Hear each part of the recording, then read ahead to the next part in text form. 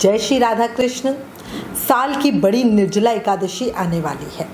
इस समय में एक प्रश्न हमसे बहुत ज़्यादा पूछा जा रहा है कि शुक्र अस्त है तो क्या निर्जला एकादशी से एकादशी व्रत शुरू कर सकते हैं। तो देखो, समझो मेरी बात को। एकादशी व्रत मोक्ष की कामना से होता है।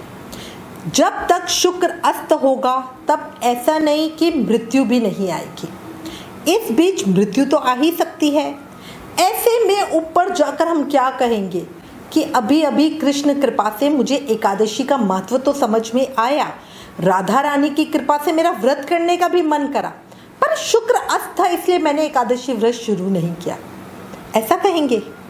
नहीं, ये बिल्कुल गलत है। एकादशी व्रत हम इसी निर्जला एकादशी से शुरू कर सकते हैं। एकादशी व्रत को व्रत राज कहा जाता है, मतलब सभी व्रतों का राजा। उसमें सिर्फ एक निर्जला एकादशी से साल की सभी एकादशियों का पुण्य फल मिल जाता है, मतलब एक व्रत करने से 24 व्रत का फल मिलता है। इसलिए सबको निर्जला एकादशी का व्रत जरूर करना चाहिए। इसके अलावा अगर कोई एकादशी व्रत शुरू करना चाहता है तो वो निर्जला एकादशी से व्रत शुरू कर सकते हैं। जो व्रत किसी इच्छा कामना से होता है, जैसे साप्ताहिक व्रत, वो इस समय में नहीं उठाएंगे। जैसे समझो आप, मेरा घर बन जाए, इस कामना से मैं वैभव लक्ष्मी माँ का व्रत करना चाहती हूँ, तो वो मैं अभी शुरू नहीं करूँगी। जब शुक्र उदय हो जाएगा तब करूँगी, क्योंकि इस समय शुक्र अस्त है, तेजहीन है, वो मुझे विषय भोग नहीं दे सकता। शुक्र ग्रह के अस्त रहते हुए नए व्रत की शुरुआत और अंत यानी उद्यापन नहीं किया जाता। ये बात सिर्फ साप्ताहिक व्रतों के लिए मान्य होती है। मतलब जैसे अगर मुझे अपने वीरवार व्रत का उद्यापन करना है तो वो मैं अभी नहीं करूँगी, चाहे मेरे व्रत की गिनती पूरी हो जाए, वो मैं शुक्र उदय होने के बाद ही करूँगी। अब ऐसा क्यों? देखो, शुक्र अस्त में शादी क्यों ना करें या गर्भधारण क्यों ना करें? तो देखो, ज्योतिष के अनुसार शुक्र ग्रह सुख, प्रेम, सुंदरता और विलासता का कारक है, और शुक्र जब सूर्य के करीब पहुंचकर अस्त हो जाता है तो इनके शुभ परिणामों में कमी आ जाती है। शुक्र अस्त होने से लोगों के जीवन में असंतुष्टि की भावना बढ़ती है, सुख विलासता में कमी आती है, प्रेम और रोमांस के संदर्भ में भी ज़्यादा अच्छे परिणाम नहीं मिलते। शुक्र चूंकि सुख, वैवाहिक जीवन, विलासता, विवाह, धन, ऐश्वर्य का कारक है, इसीलिए शुक्र के अस्त होने पर मांगलिक कार्य में सफलता नहीं मिलती।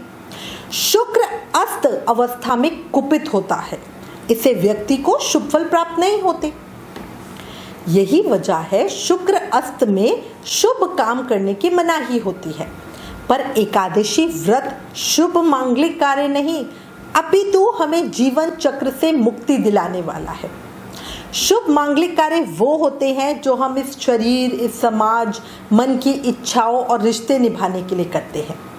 इसको ऐसे समझो, मैं हॉस्पिटल में एडमिट हूँ, आपको मुझसे कोई प्रश्न पूछना है तो भाई देखो, मैं खुद ही बीमार हूँ, खुद दुखी हूँ, आपको सुख देने वाला उपाय कैसे बता पाऊंगी। पर जब मैं पूरी तरह एनर्जी में हूँ, आप मुझसे पूछो कुछ भी, तुरंत ही उपाय आ जाएगा, है ना, क्योंकि दिमाग अच्छे से चल रहा है। इसी तरह शुक्र अस्त है, तेजहीन है, वो हर मांगलिक कार्य के लिए जरूरी है। अब आप पूछोगे शुक्र कब से कब तक अस्त है? तो देखो, पंचांग के अनुसार शुभ ग्रह शुक्र 1 मई से 58 दिनों के लिए अस्त है।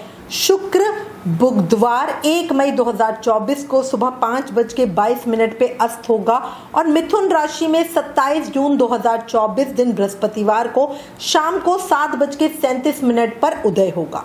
इस तरह कुल 58 दिन शुक्र अस्त रहेगा।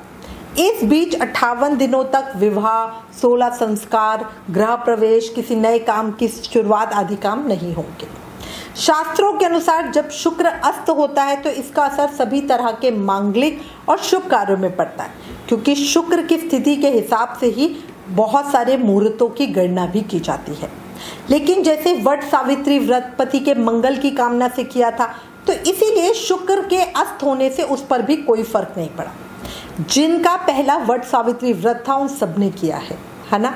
इसी तरह अगर आप अब एकादशी व्रत उठाना चाहते हो तो बिना किसी संशय के उठा लो। एकादशी व्रत बहुत शुभ फल देने वाला है, सबको एकादशी व्रत ज़रूर ही करना चाहिए। और जब हमारे ऊपर ठाकुर जी की कृपा और राधा रानी की करुणा दृष्टि पड़ती है ना, तभी हमारा मन एकादशी व्रत करने को करता है। तो इसीलिए अगर आपकी इच्छा है तो बिना किसी की सुने एकादशी व्रत शुरू कर दो। इसी के साथ मैं उम्मीद करती हूँ आप मेरी बात समझ गए होंगे।